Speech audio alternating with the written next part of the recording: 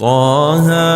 ما أنزلنا عليك القرآن لتشقى إلا تذكرة لمن يخشى تنزيلا ممن خلق الأرض والسماوات العلى الرحمن على العرش استوى له ما في السماوات وما في الأرض وما بينهما وما تحت الثرى وإن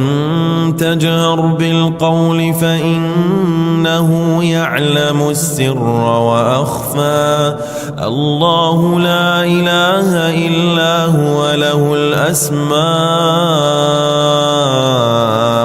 الحسنى وهل أتاك حديث موسى إذ رأى نارا فقال لأهلهم كثوا إني آنست نارا لعلي آتيكم منها بقبس أو أجد على النار هدى فلما أتاها نودي يا موسى إني أنا ربك فاخلع نعليك إنك بالوادي المقدس طوى وأنا اخترتك فاستمع لما يوحى إنني أنا الله لا إله إلا أنا فاعبدني وأقم الصلاة لذكري إن الساعة آتية أكاد أخفيها لتجزى كل نفس بما تسعى فلا يصدنك عنها من لا يؤمن بها واتبع هواه فتردى وما تلك بيمينك يا موسى قال هي عصاي أتوكأ عليها وأهش بها على غنمي ولي فيها مآرب أخرى قال ألقها يا موسى فألقاها فإذا هي حية تسعى قال خذها ولا تخف سنعيدها سيرتها الأولى واضمم يدك إلى جناحك تخرج بيضاء من غير سوء آية أخرى لنريك من آياتنا الكبرى اذهب إلى فرعون إنه طغى قال رب اشرح لي صدري ويسر لي أمري واحلل عقدة من لساني يفقه قولي واجعل لي وزيرا من أهلي هارون أخي أشدد به أزري وأشركه في أمري كي نسبحك كثيرا ونذكرك كثيرا إنك كنت بنا بصيرا قال قد أوتيت سؤلك يا موسى ولقد مننا عليك مرة أخرى إذ أوحينا إلى أمك ما يوحى أن اقذفيه في التابوت فاقذفيه في اليم فليلقه اليم بالساحل يأخذه عدو لي وعدو له وألقيت عليك محبة مني ولتصنع على عيني إذ تمشي أختك فتقول هل أدلكم على من يكفله فرجعناك إلى أمك كي تقر عينها ولا تحزن وقتلت نفسا فنجيناك من الغم وفتناك فتونا فلبثت سنين في أهل مدين ثم جئت على قدري يا موسى واصطنعتك لنفسي اذهب أنت وأخوك بآياتي ولا تنيا في ذكري اذهبا إلى فرعون إنه طغى فقولا له قولا لينا لعله يتذكر أو يخشى قالا ربنا إننا نخاف أن يفرط علينا أو أن يطغى قال لا تخافا إنني معكما أسمع وأرى فأتياه فقولا إنا رسولا ربك فأرسل معنا بني إسرائيل ولا تعذبهم قد جئناك بآية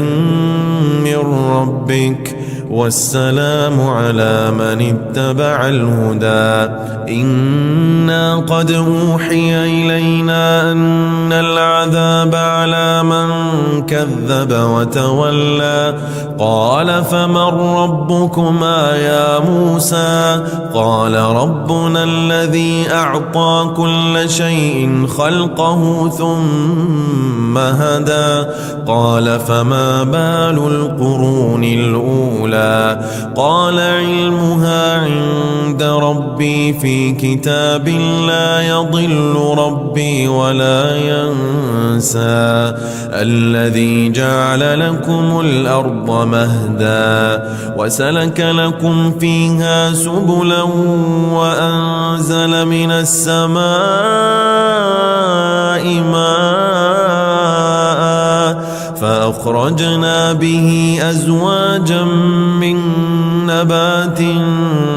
شتى كلوا وارعوا أنعامكم إن في ذلك لآيات لأولي النهى منها خلقناكم وفيها نعيدكم ومنها نخرجكم تارة أخرى ولقد أريناه آياتنا كلها فكذب وأبى قال أجئتنا لتخرجنا من أرضنا بسحرك يا موسى فلنأتينك بسحر مثله فاجعل بيننا وبينك موعدا لا نخلفه نحن ولا أنت مكانا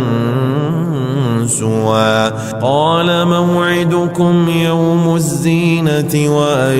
يحشر الناس ضحى فتولى فرعون فجمع كيده ثم أتى قال لهم موسى ويلكم لا تفتروا على الله كذبا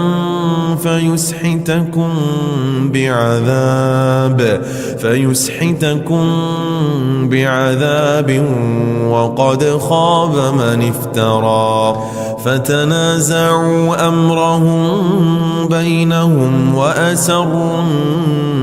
النجوى قالوا إن هذان لساحران يريدان أن يخرجاكم من أرضكم بسحرهما ويذهبا بطريقتكم المثلى فأجمعوا كيدكم ثم أتوا صفا وقد أفلح اليوم من استعلى قالوا يا موسى إما أن تلقي وإما أن نكون أول من ألقى قال بل ألقوا فإذا حبالهم وعصيهم يخيل إليه من سحرهم أنها تسعى فأوجس في نفسه خيفة موسى قلنا لا تخف إنك أنت الأعلى وألق ما في يمينك تلقف ما صنعوا إنما صنعوا كيد ساحر ولا يفلح الساحر حيث أتى فألقي السحرة سجدا قالوا آمنا برب هارون وموسى قال آمنتم له قبل أن آذن لكم إنه لكبيركم الذي علمكم السحر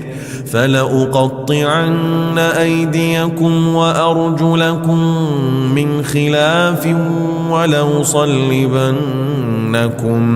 ولأصلبنكم في جذوع النخل ولتعلمن أينا أشد عذابا وأبقى قالوا لن نؤثرك على ما جاءنا من البينات والذي فطرنا فاقض ما أنت قاض إنما تقضي هذه الحياة الدنيا إنا آمنا بربنا ليغفر لنا خطايانا وما أكرهتنا عليه من السحر والله خير وأبقى إنه من يأت ربه مجرما فإن له جهنم لا يموت فيها ولا يحيا ومن يأته مؤمنا قد عمل الصالحات فأولئك لهم الدرجات العلى جنات عدن تجري من تحتها الأنهار خالدين فيها وذلك جزاء من تزكى ولقد أوحينا إلى موسى أن أسر بعبادي فاضرب لهم طريقا في البحر يبسا لا تخاف دركا ولا تخشى فأتبعهم فرعون بجنوده فغشيهم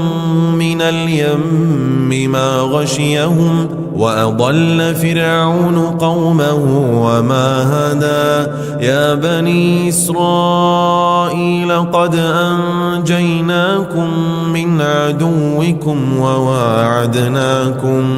وواعدناكم جانب الطور الأيمن ونزلنا عليكم المن والسلوى كلوا من طيبات ما رزقناكم ولا تطغوا فيه فيحل عليكم غضبي ومن يحلل عليه غضبي فقد هوى وإني لغفار لمن تاب وآمن وعمل صالحا ثم اهتدى وما أعجلك عن قومك يا موسى قال هم أولئك على أثري وعجلت إليك رب لترضى قال فإنا قد فتنا قومك من بعدك وأضلهم السامري فرجع موسى إلى قومه غضبان أسفا قال يا قوم ألم يعدكم ربكم وعدا حسنا أفطال عليكم العهد أم أردتم أن يحل عليكم غضب من ربكم أن يحل عليكم غضب من ربكم فأخلفتم موعدي. قالوا ما أخلفنا موعدك بملكنا ولكننا حملنا أوزارا من زينة القوم فقذفناها فكذلك ألقى السامري. فأخرج لهم عجلا جسدا له خوار فقالوا هذا إلهكم وإله موسى فنسي. أفلا يرون ألا يرجع إليهم قولا ولا يملك لهم ضرا ولا نفعا. ولقد قال لهم هارون من قبل يا قوم إنما فتنتم به وإن ربكم الرحمن فاتبعوني وأطيعوا أمري. قالوا لن نبرح عليه عاكفين حتى يرجع إلينا موسى. قال يا هارون ما منعك إذ رأيتهم ضلوا ألا تتبعني أفعصيت أمري. قال يا ابن أم لا تأخذ بلحيتي ولا برأسي إني خشيت أن تقول فرقت بين بني إسرائيل ولم ترقب قولي. قال فما خطبك يا سامري؟ قال بصرت بما لم يبصروا به فقبضت قبضة من أثر الرسول فنبذتها وكذلك سولت لي نفسي. قال فاذهب فإن لك في الحياة أن تقول لا مساس وإن لك موعدا لن تخلفه وانظر إلى إلهك الذي ظلت عليه عاكفا لنحرقنه ثم لننسفنه في اليم نسفا. إنما إلهكم الله الذي لا إله إلا هو وسع كل شيء علما. كذلك نقص عليك من أنباء ما قد سبق وقد آتيناك من لدنا ذكرا. من أعرض عنه فإنه يحمل يوم القيامة وزرا خالدين فيه وساء لهم يوم القيامة حملا. يوم ينفخ في الصور ونحشر المجرمين يومئذ زرقا يتخافتون بينهم إن لبثتم إلا عشرا نحن أعلم بما يقولون إذ يقول أمثلهم طريقة إن لبثتم إلا يوما. ويسألونك عن الجبال فقل ينسفها ربي نسفا فيذرها قاعا صفصفا لا ترى فيها عوجا ولا أمتا. يومئذ يتبعون الداعي لا عوج له وخشعت الأصوات للرحمن فلا تسمع إلا همسا. يومئذ لا تنفع الشفاعة إلا من أذن له الرحمن ورضي له قولا. يعلم ما بين أيديهم وما خلفهم ولا يحيطون به علما وعنت الوجوه للحي القيوم وقد خاب من حمل ظلما ومن يعمل من الصالحات وهو مؤمن فلا يخاف ظلما ولا هضما وكذلك أنزلناه قرآنا عربيا وصرفنا فيه من الوعيد لعلهم يتقون أو يحدث لهم ذكرا فتعالى الله الملك الحق ولا تعجل بالقرآن من قبل أن يقضى إليك وحيه وقل رب زدني علما ولقد عهدنا إلى آدم من قبل فنسي ولم نجد له عزما وإذ قلنا للملائكة اسجدوا لآدم فسجدوا إلا إبليس أبى فقلنا يا آدم إن هذا عدو لك ولزوجك فلا يخرجنكما من الجنة فتشقى إن لك ألا تجوع فيها ولا تعرى وأنك لا تظمأ فيها ولا تضحى فوسوس إليه الشيطان قال يا آدم هل أدلك على شجرة الخلد وملك لا يبلى فأكلا منها فبدت لهما سوآتهما وطفقا يخصفان عليهما من ورق الجنة وعصى آدم ربه فغوى ثم اجتباه ربه فتاب عليه وهدى قال اهبطا منها جميعا بعضكم لبعض عدو فإما يأتينكم مني هدى فمن اتبع هداي فلا يضل ولا يشقى ومن أعرض عن ذكري فإن له معيشة ضنكا ونحشره يوم القيامة أعمى قال رب لم حشرتني أعمى وقد كنت بصيرا قال كذلك أتتك آياتنا فنسيتها وكذلك اليوم تنسى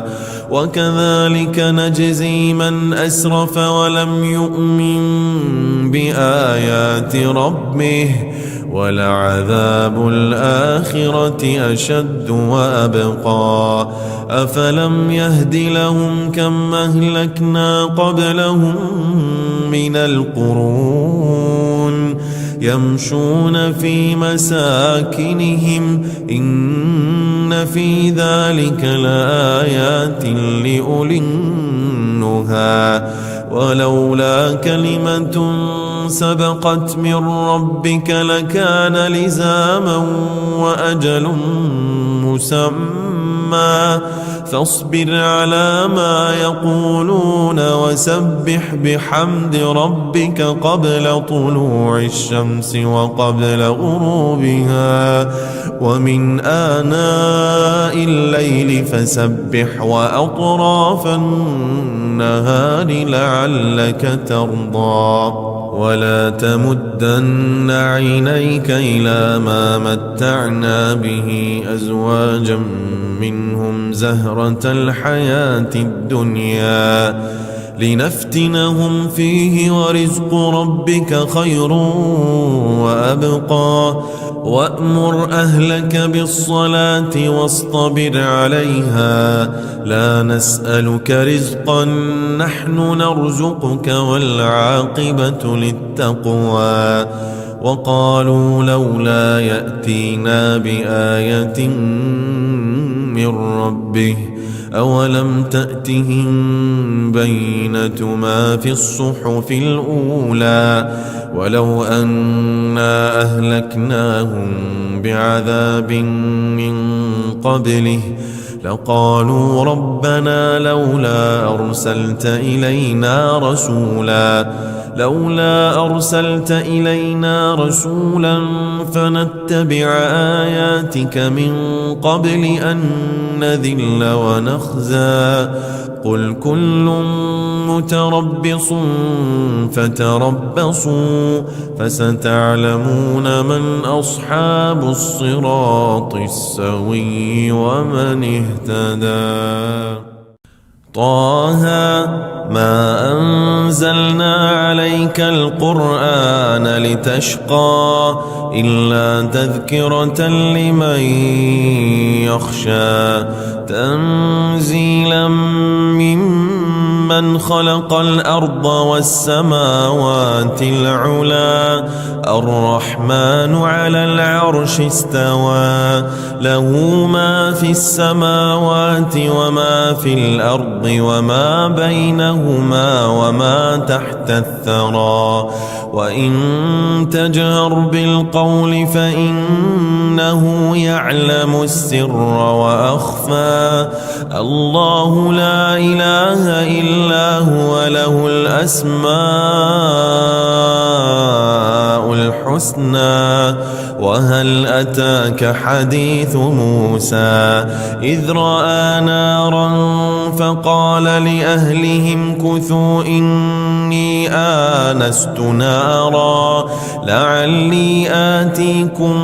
منها بقبس أو أجد على النار هدى فلما أتاها نودي يا موسى إني أنا ربك فاخلع نعليك إنك بالوادي المقدس طوى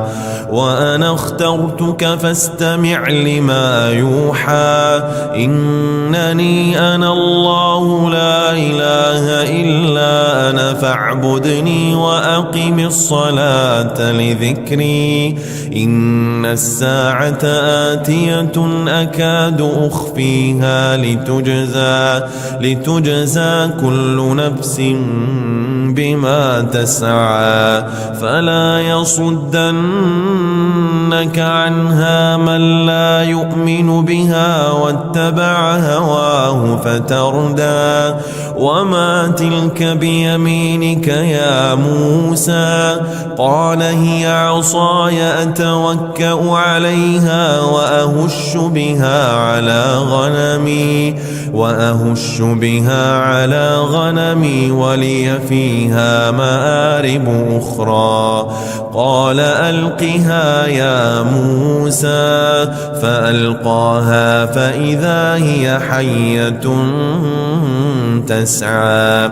قال خذها ولا تخف سنعيدها سيرتها الأولى واضمم يدك إلى جناحك تخرج بيضاء من غير سوء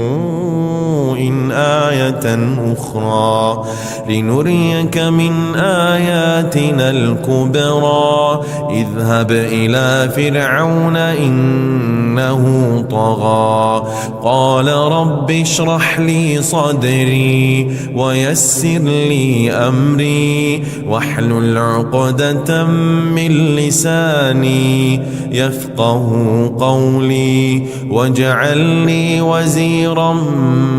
من أهلي هارون أخي أشدد به أزري وأشركه في أمري كي نسبحك كثيرا ونذكرك كثيرا إنك كنت بنا بصيرا قال قد أوتيت سؤلك يا موسى ولقد مننا عليك مرة أخرى إذ أوحينا إلى أمك ما يوحى أن اقذفيه في التابوت فاقذفيه في اليم فليلقه اليم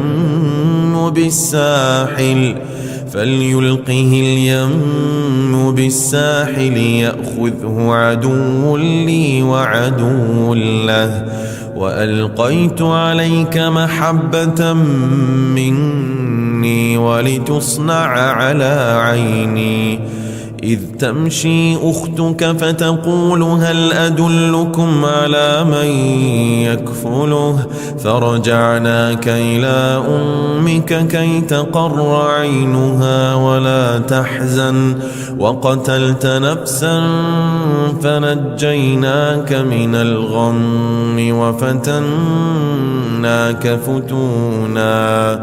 فلبثت سنين في أهل مدين ثم جئت على قدري يا موسى واصطنعتك لنفسي اذهب أنت وأخوك بآياتي ولا تنيا في ذكري اذهبا إلى فرعون إنه طغى فقولا له قولا لينا لعله يتذكر أو يخشى قالا ربنا إننا نخاف أن يفرط علينا أو أن يطغى قال لا تخافا إنني معكما أسمع وأرى فأتياه فقولا إنا رسولا ربك فأرسل معنا بني إسرائيل ولا تعذبهم قد جئناك بآية من ربك والسلام على من اتبع الهدى إنا قد أوحي إلينا أن العذاب على من كذب وتولى قال فمن ربكما يا موسى قال ربنا الذي أعطى كل شيء خلقه ثم هدى قال فما بال القرون الأولى قال علمها عند ربي في كتاب لا يضل ربي ولا ينسى الذي جعل لكم الأرض مهدا وسلك لكم فيها سبلا وأنزل من السماء ماء فأخرجنا به أزواجا من نبات شتى كلوا وارعوا أنعامكم إن في ذلك لآيات لأولي النهى منها خلقناكم وفيها نعيدكم ومنها نخرجكم تارة أخرى ولقد أريناه آياتنا كلها فكذب وأبى قال أجئتنا لتخرجنا من أرضنا بسحرك يا موسى فلنأتينك بسحر مثله فاجعل بيننا وبينك موعدا لا نخلفه نحن ولا أنت مكانا سوى قال موعدكم يوم الزينة وأن يحشر الناس ضحى فتولى فرعون فجمع كيده ثم أتى قال لهم موسى ويلكم لا تفتروا على الله كذبا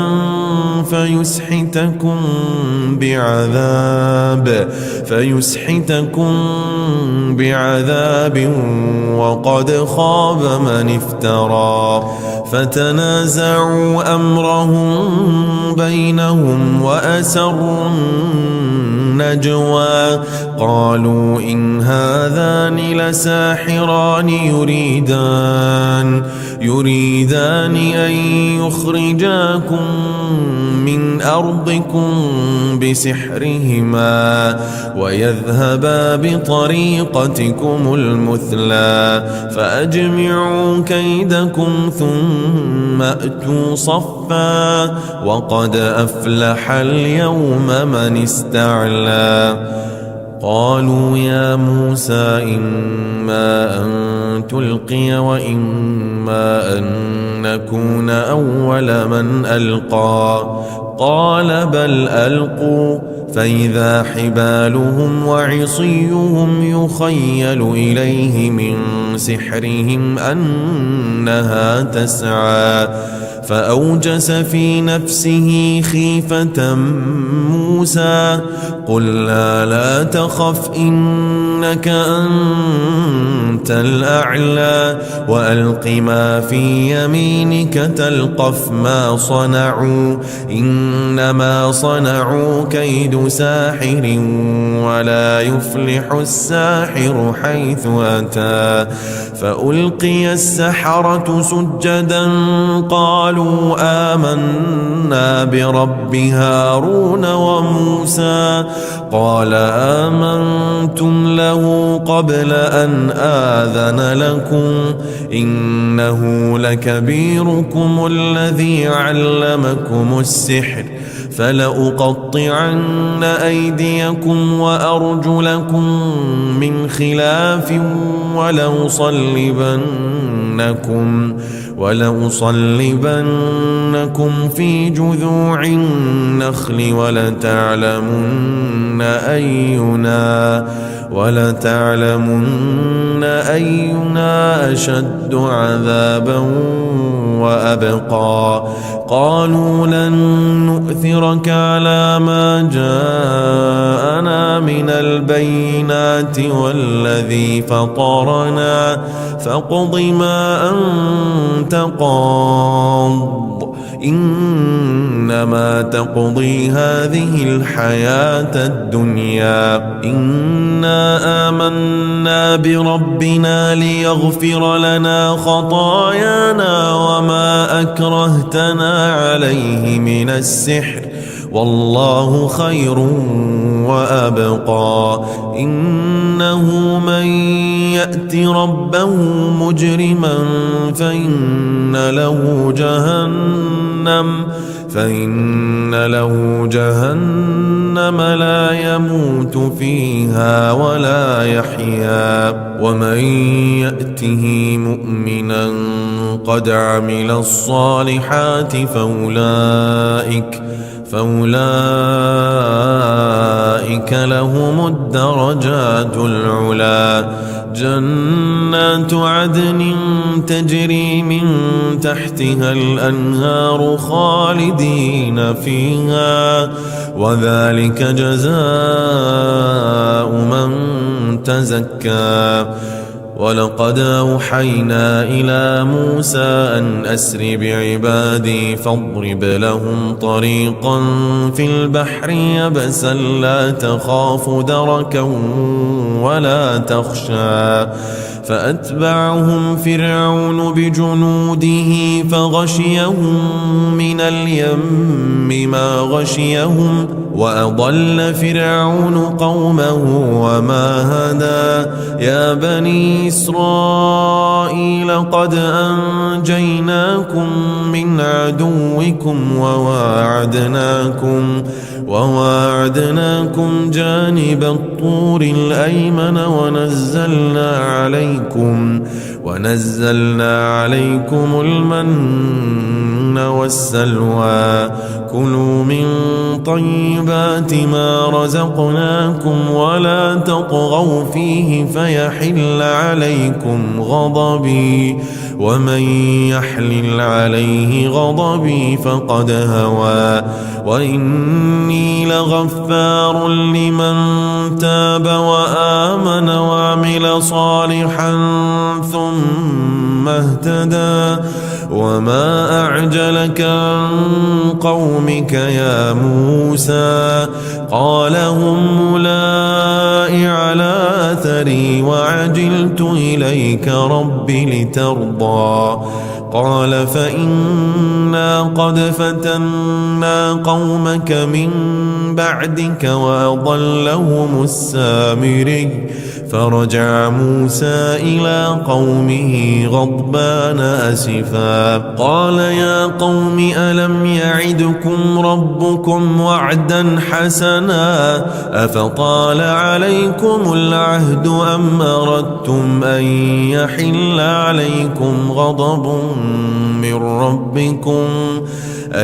يحل عليكم غضب من ربكم فأخلفتم موعدي قالوا ما أخلفنا موعدك بملكنا ولكننا حملنا أوزارا من زينة القوم فقذفناها فكذلك ألقى السامري فأخرج لهم عجلا جسدا له خوار فقالوا هذا إلهكم وإله موسى فنسي أفلا يرون ألا يرجع إليهم قولا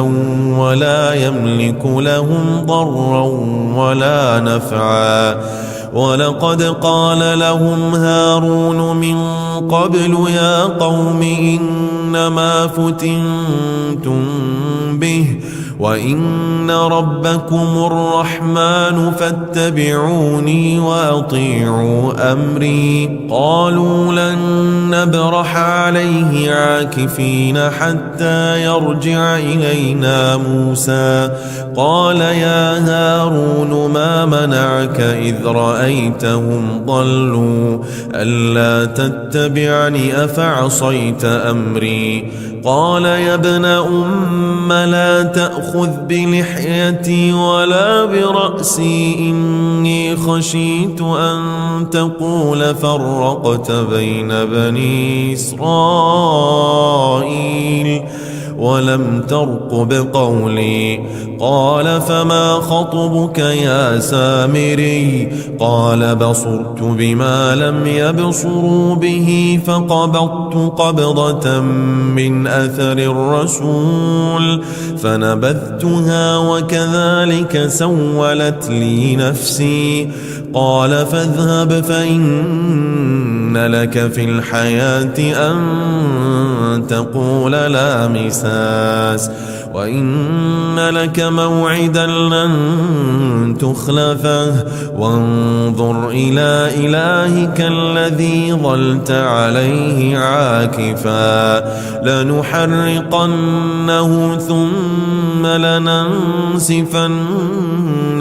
في اليم نسفا إنما إلهكم الله الذي لا إله إلا هو وسع كل شيء علما كذلك نقص عليك من أنباء ما قد سبق وقد آتيناك من لدنا ذكرا من أعرض عنه فإنه يحمل يوم القيامة وزرا خالدين فيه وساء لهم يوم القيامة حملا يوم ينفخ في الصور ونحشر المجرمين يومئذ زرقا يتخافتون بينهم إن لبثتم إلا عشرا نحن أعلم بما يقولون إذ يقول أمثلهم طريقة إن لبثتم إلا يوما ويسألونك عن الجبال فقل ينسفها ربي نسفا فيذرها قاعا صفصفا لا ترى فيها عوجا ولا أمتا يومئذ يتبعون الداعي لا عوج له وخشعت الأصوات للرحمن فلا تسمع إلا همسا يومئذ لا تنفع الشفاعة إلا من أذن له الرحمن ورضي له قولا يعلم ما بين أيديهم وما خلفهم ولا يحيطون به علما وعنت الوجوه للحي القيوم وقد خاب من حمل ظلما ومن يعمل من الصالحات وهو مؤمن فلا يخاف ظلما ولا هضما وكذلك أنزلناه قرآنا عربيا وصرفنا فيه من الوعيد لعلهم يتقون أو يحدث لهم ذكرا فتعالى الله الملك الحق ولا تعجل بالقرآن من قبل أن يقضى إليك وحيه وقل رب زدني علما ولقد عهدنا إلى آدم من قبل فنسي ولم نجد له عزما وإذ قلنا للملائكة اسجدوا لآدم فسجدوا إلا إبليس أبى فقلنا يا آدم إن هذا عدو لك ولزوجك فلا يخرجنكما من الجنة فتشقى إن لك ألا تجوع فيها ولا تعرى وأنك لا تظمأ فيها ولا تضحى فوسوس إليه الشيطان قال يا آدم هل أدلك على شجرة الخلد وملك لا يبلى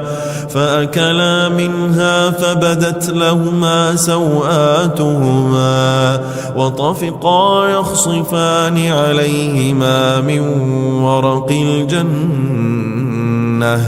وعصى آدم ربه فغوى ثم اجتباه ربه فتاب عليه وهدى قال اهبطا منها جميعا بعضكم لبعض عدو فإما يأتينكم مني هدى فمن اتبع هداي فلا يضل ولا يشقى ومن أعرض عن ذكري فإن له معيشة ضنكا ونحشره يوم القيامة أعمى قال رب لم حشرتني أعمى وقد كنت بصيرا قال كذلك أتتك آياتنا فنسيتها وكذلك اليوم تنسى وكذلك نجزي من أسرف ولم يؤمن بآيات ربه ولعذاب الآخرة أشد وأبقى أفلم يهد لهم كم أهلكنا قبلهم من القرون يمشون في مساكنهم إن في ذلك لآيات لأولي النهى ولولا كلمة سبقت من ربك لكان لزاما وأجل مسمى فاصبر على ما يقولون وسبح بحمد ربك قبل طلوع الشمس وقبل غروبها ومن آناء الليل فسبح وأطراف النهار لعلك ترضى ولا تمدن عينيك إلى ما متعنا به أزواجا منهم زهرة الحياة الدنيا لنفتنهم فيه ورزق ربك خير وأبقى وأمر أهلك بالصلاة واصطبر عليها لا نسألك رزقا نحن نرزقك والعاقبة للتقوى وقالوا لولا يأتينا بآية من ربه أولم تأتهم بينة ما في الصحف الأولى ولو أنا أهلكناهم بعذاب من قبله لقالوا ربنا لولا أرسلت إلينا رسولا فنتبع آياتك من قبل أن نذل ونخزى قل كل متربص فتربصوا فستعلمون من أصحاب الصراط السوي ومن اهتدى. طه ما أنزلنا عليك القرآن لتشقى إلا تذكرة لمن يخشى تنزيلا ممن خلق الأرض والسماوات العلى الرحمن على العرش استوى له ما في السماوات وما في الأرض وما بينهما وما تحت الثرى وإن تجهر بالقول فإنه يعلم السر وأخفى الله لا إله إلا هو له الأسماء الحسنى وهل أتاك حديث موسى إذ رأى نارا فقال لأهلهم كثوا إني آنست نارا لعلي آتيكم منها بقبس أو أجد على النار هدى فلما أتاها نودي يا موسى إني أنا ربك فاخلع نعليك إنك بالواد المقدس طوى وأنا اخترتك فاستمع لما يوحى إنني أنا الله لا إله إلا أنا فاعبدني وأقم الصلاة لذكري إن الساعة آتية أكاد أخفيها لتجزى كل نفس بما تسعى فلا يصدنك عنها من لا يؤمن بها واتبع هواه فتردى وما تلك بيمينك يا موسى قال هي عصاي أتوكأ عليها وأهش بها على غنمي ولي فيها مآرب أخرى قال ألقها يا موسى فألقاها فإذا هي حية تسعى قال خذها ولا تخف سنعيدها سيرتها الأولى واضمم يدك إلى جناحك تخرج بيضاء من غير سوء آية أخرى لنريك من آياتنا الكبرى اذهب إلى فرعون إنه طغى قال رب اشرح لي صدري ويسر لي أمري واحلل عقدة من لساني يفقه قولي واجعل لي وزيرا من أهلي هارون أخي أشدد به أزري وأشركه في أمري كي نسبحك كثيرا ونذكرك كثيرا إنك كنت بنا بصيرا. قال قد أوتيت سؤلك يا موسى ولقد مننا عليك مرة أخرى إذ أوحينا إلى أمك ما يوحى أن اقذفيه في التابوت فاقذفيه في اليم فليلقه اليم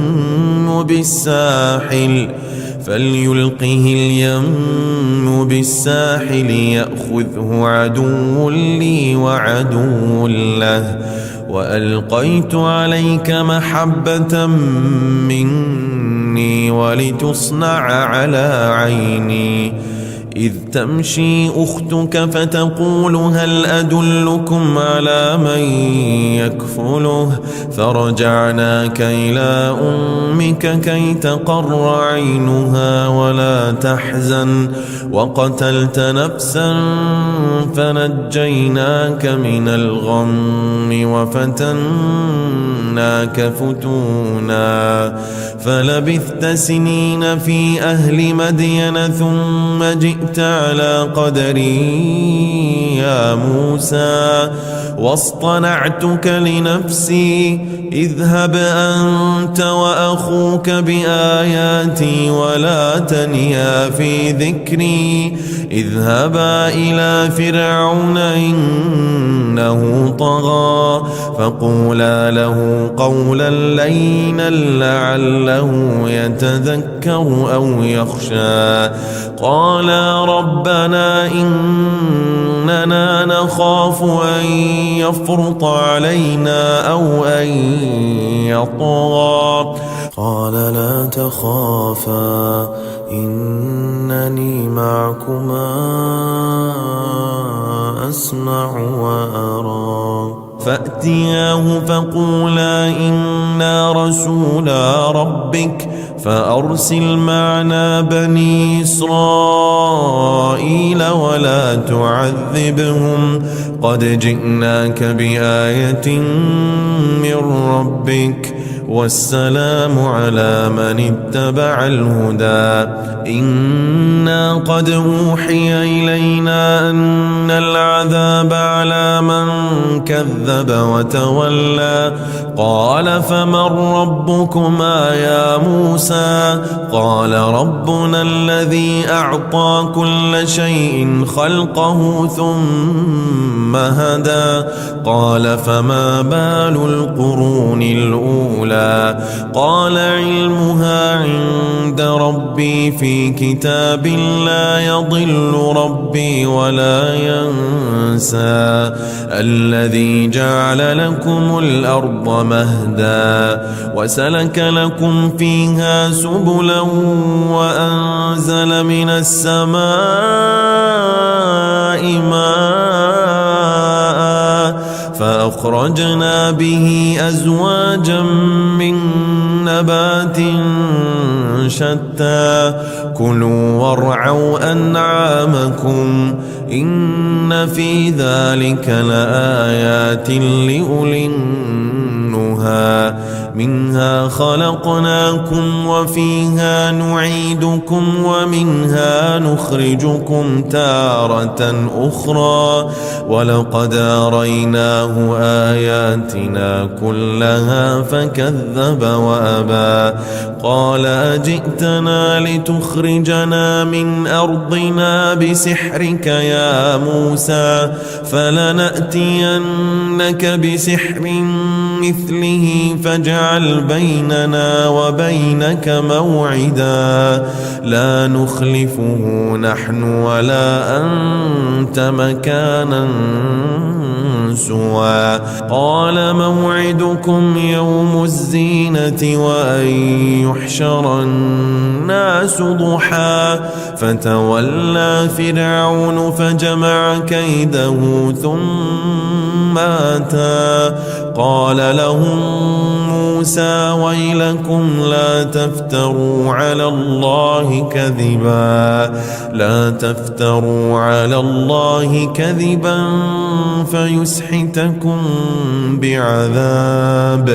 فيسحتكم بعذاب وقد خاب من افترى. فتنازعوا أمرهم بينهم وأسروا النجوى قالوا إن هذان لساحران يريدان أن يخرجاكم من أرضكم بسحرهما ويذهبا بطريقتكم المثلى فأجمعوا كيدكم ثم أتوا صفا وقد أفلح اليوم من استعلى. قالوا يا موسى إما أن تلقي وإما أن نكون أول من ألقى قال بل ألقوا فإذا حبالهم وعصيهم يخيل إليه من سحرهم أنها تسعى فأوجس في نفسه خيفة موسى قلنا لا تخف إنك أنت الأعلى وألق ما في يمينك تلقف ما صنعوا إنما صنعوا كيد ساحر ولا يفلح الساحر حيث أتى. فألقي السحرة سجدا قالوا آمنا برب هارون وموسى قال آمنتم له قبل أن آذن لكم إنه لكبيركم الذي علمكم السحر فلأقطعن أيديكم وأرجلكم من خلاف ولأصلبنكم في جذوع النخل ولتعلمن أينا أشد عذابا وأبقى. قالوا لن نؤثرك على ما جاءنا من البينات والذي فطرنا فاقض ما أنت قاض إنما تقضي هذه الحياة الدنيا إنا آمنا بربنا ليغفر لنا خطايانا وما أكرهتنا عليه من السحر والله خير وأبقى. إنه من يأت ربه مجرما فإن له جهنم لا يموت فيها ولا يحيا. ومن يأته مؤمنا قد عمل الصالحات فأولئك لهم الدرجات العلى. جنات عدن تجري من تحتها الأنهار خالدين فيها وذلك جزاء من تزكى. ولقد أوحينا إلى موسى أن أسر بعبادي فاضرب لهم طريقا في البحر يبسا لا تخاف دركا ولا تخشى. فأتبعهم فرعون بجنوده فغشيهم من اليم ما غشيهم وأضل فرعون قومه وما هدى. يا بني إسرائيل قد أنجيناكم من عدوكم وواعدناكم جانب الطور الأيمن ونزلنا عليكم المن والسلوى كلوا من طيبات ما رزقناكم ولا تطغوا فيه فيحل عليكم غضبي ومن يحلل عليه غضبي فقد هوى وإني لغفار لمن تاب وآمن وعمل صالحا ثم اهتدى وما أعجلك عن قومك يا موسى قال هم أولئك على أثري وعجلت إليك رب لترضى قال فإنا قد فتنا قومك من بعدك وأضلهم السامري فرجع موسى إلى قومه غضبان أسفا قال يا قوم ألم يعدكم ربكم وعدا حسنا أفطال عليكم العهد أم أردتم أن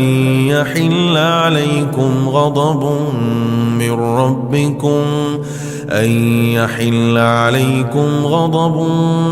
من ربكم فأخلفتم موعدي قالوا ما أخلفنا موعدك بملكنا ولكننا حملنا أوزارا من زينة القوم فقذفناها فكذلك ألقى السامري فأخرج لهم عجلا جسدا له خوار فقالوا هذا إلهكم وإله موسى فنسي أفلا يرون ألا يرجع إليهم قولا ولا يملك لهم ضرا ولا نفعا ولقد قال لهم هارون من قبل يا قوم إنما فتنتم به وإن ربكم الرحمن فاتبعوني وأطيعوا أمري قالوا لن نبرح عليه عاكفين حتى يرجع إلينا موسى قال يا هارون ما منعك إذ رأيتهم ضلوا ألا تتبعني أفعصيت أمري قال يا ابن أم لا تأخذ بلحيتي ولا برأسي إني خشيت أن تقول فرقت بين بني إسرائيل ولم ترقب قولي قال فما خطبك يا سامري قال بصرت بما لم يبصروا به فقبضت قبضة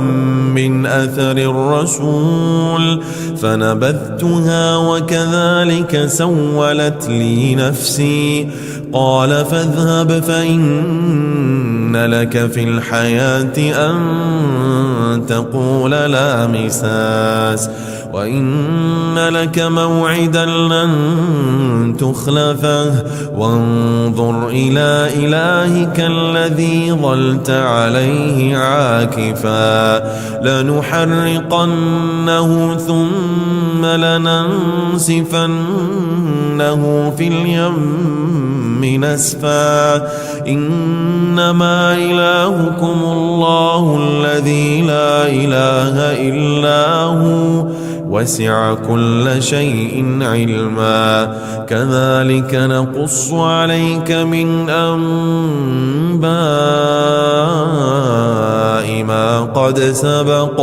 وقد آتيناك من لدنا ذكرا من أعرض عنه فإنه يحمل يوم القيامة وزرا خالدين فيه وساء لهم يوم القيامة حملا يوم ينفخ في الصور ونحشر المجرمين يومئذ زرقا يتخافتون بينهم إن لبثتم إلا عشرا نحن أعلم بما يقولون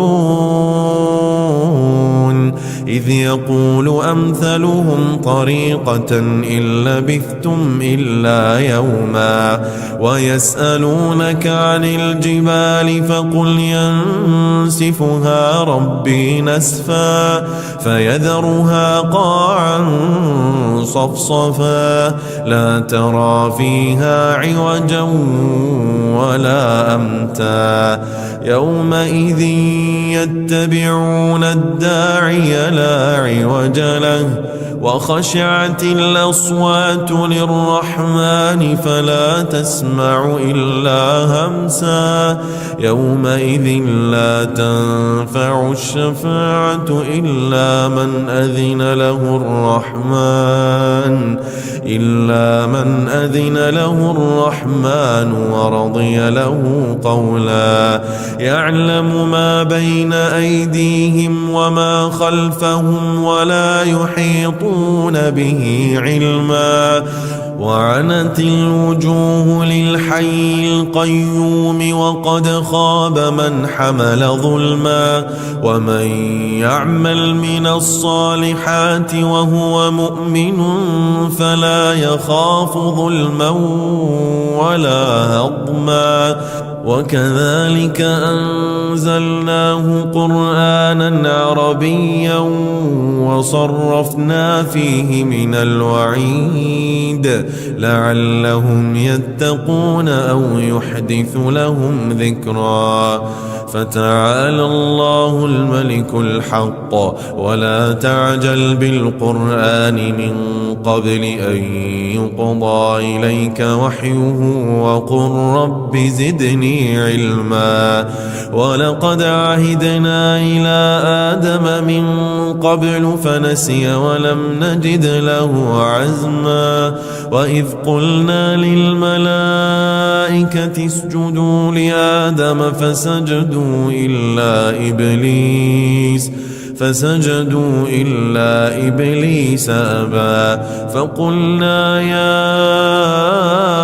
آدم إن هذا عدو لك ولزوجك فلا يخرجنكما من الجنة فتشقى إن لك ألا تجوع فيها ولا تعرى وأنك لا تظمأ فيها ولا تضحى فوسوس إليه الشيطان قال يا آدم هل أدلك على شجرة الخلد وملك لا يبلى فأكلا منها فبدت لهما سوآتهما وطفقا يخصفان عليهما من ورق الجنة وعصى آدم ربه فغوى ثم اجتباه ربه فتاب عليه وهدى قال اهبطا منها جميعا بعضكم لبعض عدو فإما يأتينكم مني هدى فمن اتبع هداي فلا يضل ولا يشقى ومن أعرض عن ذكري فإن له معيشة ضنكا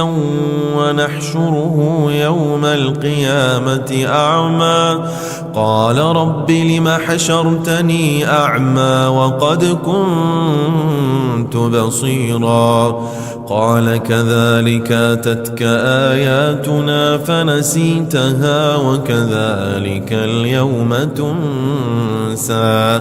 وكذلك نجزي من أسرف ولم يؤمن بآيات ربه ولعذاب الآخرة أشد وأبقى أفلم يهد لهم كم أهلكنا قبلهم من القرون يمشون في مساكنهم إن في ذلك لآيات لأولي النهى ولولا كلمة سبقت من ربك لكان لزاما وأجل مسمى حكما فاصبر على ما يقولون وسبح بحمد ربك قبل طلوع الشمس وقبل غروبها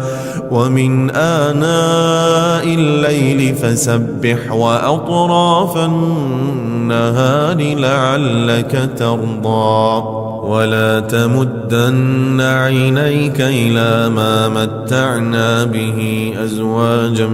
منهم زهرة الحياة الدنيا لنفتنهم فيه ورزق ربك خير وأبقى وأمر أهلك بالصلاة واصطبر عليها لا نسألك رزقا نحن نرزقك والعاقبة للتقوى وقالوا لولا يأتينا بآية من ربه أولم تأتهم بينة ما في الصحف الأولى ولو أنا أهلكناهم بعذاب من قبله لقالوا ربنا لولا أرسلت إلينا رسولا فنتبع آياتك من قبل أن نذل ونخزى قل كل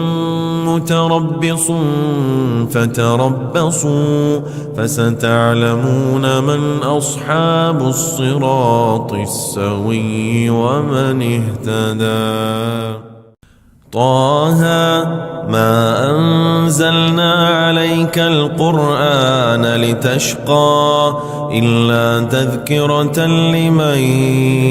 يخشى تنزيلا ممن خلق الأرض والسماوات العلى الرحمن على العرش استوى له ما في السماوات وما في الأرض وما بينهما وما تحت الثرى وإن تجهر بالقول فإنه يعلم السر وأخفى الله لا إله إلا هو له الأسماء الحسنى وهل أتاك حديث موسى إذ رأى نارا فقال لأهلهم كثوا إني آنست نارا لعلي آتيكم منها بقبس أو أجد على النار هدى فلما أتاها نودي يا موسى إني أنا ربك فاخلع نعليك إنك بالواد المقدس طوى وأنا اخترتك فاستمع لما يوحى إنني أنا الله لا إله إلا أنا فاعبدني وأقم الصلاة لذكري إن الساعة آتية أكاد أخفيها لتجزى كل نفس بما تسعى فلا يصدنك عنها من لا يؤمن بها واتبع هواه فتردى وما تلك بيمينك يا موسى قال هي عصاي أتوكأ عليها وأهش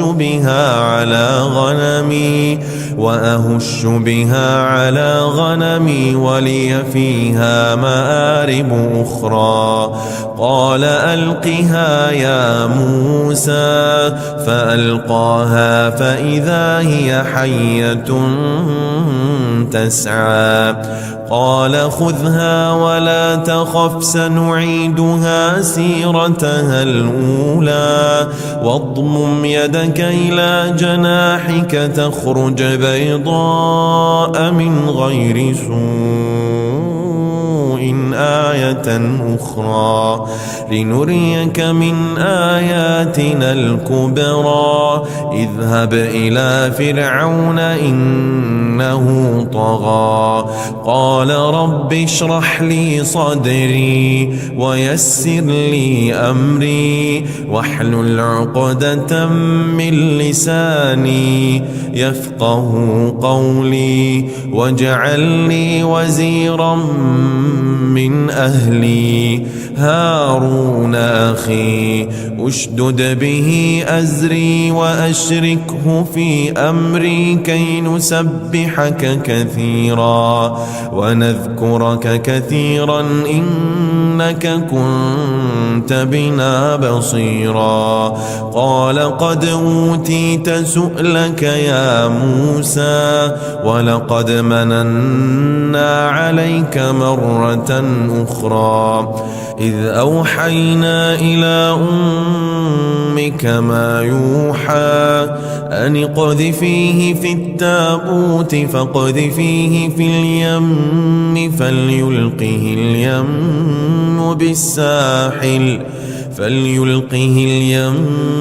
بالساحل يأخذه عدو لي وعدو له وألقيت عليك محبة مني ولتصنع على عيني إذ تمشي أختك فتقول هل أدلكم على من يكفله فرجعناك إلى أمك كي تقر عينها ولا تحزن وقتلت نفسا فنجيناك من الغم وفتناك فتونا فلبثت سنين في أهل مدين ثم جئت على قدري يا موسى واصطنعتك لنفسي اذهب أنت وأخوك بآياتي ولا تنيا في ذكري اذهبا إلى فرعون إنه طغى فقولا له قولا لينا لعله يتذكر أو يخشى قالا ربنا إننا نخاف أن يفرط علينا أو أن يطغى قال لا تخافا إنني معكما أسمع وأرى فأتياه فقولا إنا رسولا ربك فأرسل معنا بني إسرائيل ولا تعذبهم قد جئناك بآية من ربك والسلام على من اتبع الهدى إنا قد أوحي إلينا أن العذاب على من كذب وتولى قال فمن ربكما يا موسى قال ربنا الذي أعطى كل شيء خلقه ثم هدى قال فما بال القرون الأولى قال علمها عند ربي في كتاب لا يضل ربي ولا ينسى الذي جعل لكم الأرض مهدا وسلك لكم فيها سبلا وأنزل من السماء ماء فأخرجنا به أزواجا من نبات شتى كلوا وارعوا أنعامكم إن في ذلك لآيات لأولي النهى منها خلقناكم وفيها نعيدكم ومنها نخرجكم تارة أخرى ولقد أريناه آياتنا كلها فكذب وأبى قال أجئتنا لتخرجنا من أرضنا بسحرك يا موسى فلنأتينك بسحر مثله فاجعل بيننا وبينك موعدا لا نخلفه نحن ولا أنت مكانا سوى قال موعدكم يوم الزينة وأن يحشر الناس ضحى فتولى فرعون فجمع كيده ثم أتى قال لهم موسى ويلكم لا تفتروا على الله كذبا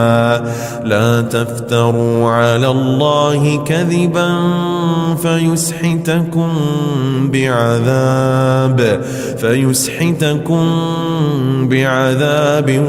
وقد خاب من افترى فتنازعوا أمرهم بينهم وأسروا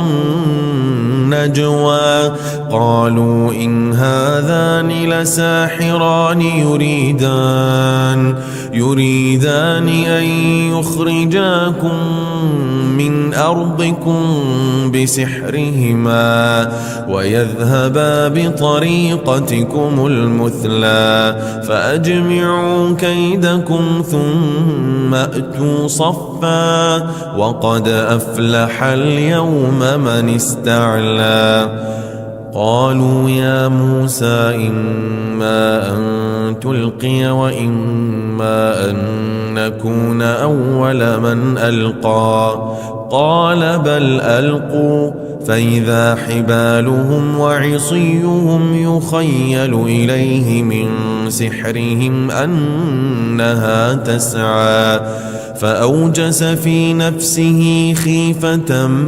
موسى قلنا لا تخف إنك أنت الأعلى وألق ما في يمينك تلقف ما صنعوا إنما صنعوا كيد ساحر ولا يفلح الساحر حيث أتى فألقي السحرة سجدا قالوا آمنا برب هارون وموسى قال آمنتم له قبل أن آذن لكم إنه لكبيركم الذي علمكم السحر فلأقطعن أيديكم وأرجلكم من خلاف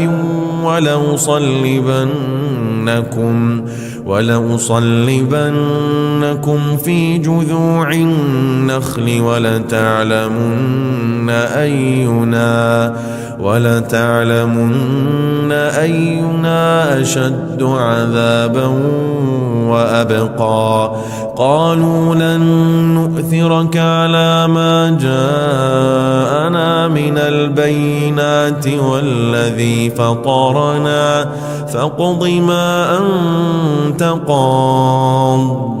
إنما تقضي هذه الحياة الدنيا إنا آمنا بربنا ليغفر لنا خطايانا وما أكرهتنا عليه من السحر والله خير وأبقى إنه من يأت ربه مجرما فإن له جهنم لا يموت فيها ولا يحيا ومن يأته مؤمنا قد عمل الصالحات فأولئك لهم الدرجات العلى جنات عدن تجري من تحتها الأنهار خالدين فيها وذلك جزاء من تزكى ولقد أوحينا إلى موسى أن أسر بعبادي فاضرب لهم طريقا في البحر يبسا لا تخاف دركا ولا تخشى فأتبعهم فرعون بجنوده فغشيهم من اليم ما غشيهم وأضل فرعون قومه وما هدى يا بني إسرائيل قد أنجيناكم من عدوكم وواعدناكم جانب الطور الأيمن ونزلنا عليكم المن والسلوى كلوا من طيبات ما رزقناكم ولا تطغوا فيه فيحل عليكم غضبي ومن يحلل عليه غضبي فقد هوى وإني لغفار لمن تاب وآمن وعمل صالحا ثم اهتدى وما أعجلك عن قومك يا موسى قال هم أولئك على أثري وعجلت إليك رب لترضى قال فإنا قد فتنا قومك من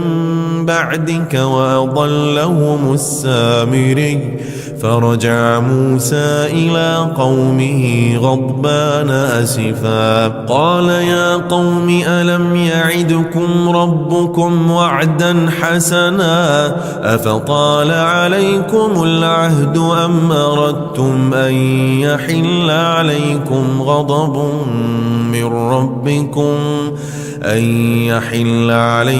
غضب من ربكم فأخلفتم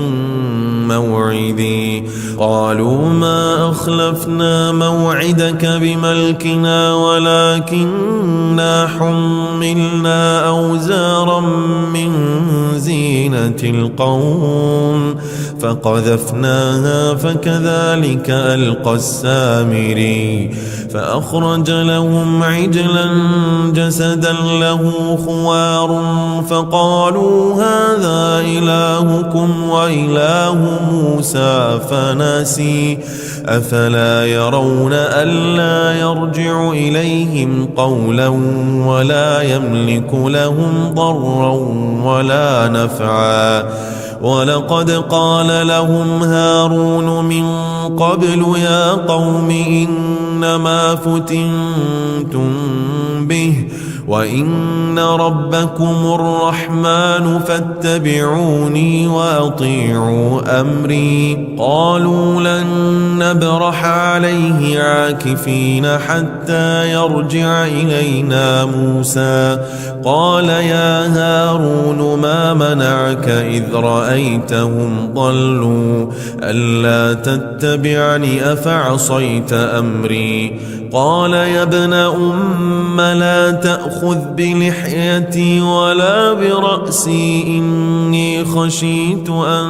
تقول فرقت بين بني إسرائيل ولم ترقب قولي قال فما خطبك يا سامري قال بصرت بما لم يبصروا به فقبضت قبضة من أثر الرسول فنبذتها وكذلك سولت لي نفسي قال فاذهب فإن لك في الحياة أن تقول لا مساس وإن لك موعدا لن تخلفه وانظر إلى إلهك الذي ظلت عليه عاكفا لنحرقنه ثم لننسفنه في اليم نسفا إنما إلهكم الله الذي لا إله إلا هو وسع كل شيء علما كذلك نقص عليك من أنباء ما قد سبق وقد آتيناك من لدنا ذكرا من أعرض عنه فإنه يحمل يوم القيامة وزرا خالدين فيه وساء السماء لهم يوم القيامة حملا يوم ينفخ في الصور ونحشر المجرمين يومئذ زرقا يتخافتون بينهم إن لبثتم إلا عشرا نحن أعلم بما يقولون إذ يقول أمثلهم طريقة إن لبثتم إلا يوما ويسألونك عن الجبال فقل ينسفها ربي نسفا فيذرها قاعا صفصفا لا ترى فيها عوجا ولا أمتا يومئذ يتبعون الداعي لا عوج له وخشعت الأصوات للرحمن فلا تسمع إلا همسا يومئذ لا تنفع الشفاعة إلا من أذن له الرحمن ورضي له قولا يعلم ما بين أيديهم وما خلفهم ولا يحيطون به علما وعنت الوجوه للحي القيوم وقد خاب من حمل ظلما ومن يعمل من الصالحات وهو مؤمن فلا يخاف ظلما ولا هضما وكذلك أنزلناه قرآنا عربيا وصرفنا فيه من الوعيد لعلهم يتقون أو يحدث لهم ذكرا فتعالى الله الملك الحق ولا تعجل بالقرآن من قبل أن يقضى إليك وحيه وقل رب زدني علما ولقد عهدنا إلى آدم من قبل فنسي ولم نجد له عزما وإذ قلنا للملائكة اسجدوا لآدم فسجدوا إلا إبليس أبى فقلنا يا آدم إن هذا عدو لك ولزوجك فلا يخرجنكما من الجنة فتشقى إن لك ألا تجوع فيها ولا تعرى وأنك لا تظمأ فيها ولا تضحى فوسوس إليه الشيطان قال يا آدم هل أدلك على شجرة الخلد وملك لا يبلى فأكلا منها فبدت لهما سوآتهما وطفقا يخصفان عليهما من ورق الجنة وعصى آدم ربه فغوى ثم اجتباه ربه فتاب عليه وهدى قال اهبطا منها جميعا بعضكم لبعض عدو فإما يأتينكم مني هدى فمن اتبع هداي فلا يضل ولا يشقى ومن أعرض عن ذكري فإن له معيشة ضنكا ونحشره يوم القيامة أعمى قال رب لم حشرتني أعمى وقد كنت بصيرا قال كذلك أتتك آياتنا فنسيتها وكذلك اليوم تنسى وكذلك نجزي من أسرف ولم يؤمن بآيات ربه ولعذاب الآخرة أشد وأبقى أفلم يهد لهم كم أهلكنا قبلهم من القرون يمشون في مساكنهم إن في ذلك لآيات لأولي النهى ولولا كلمة سبقت من ربك لكان لزاما وأجل مسمى فاصبر على ما يقولون وسبح بحمد ربك قبل طلوع الشمس وقبل غروبها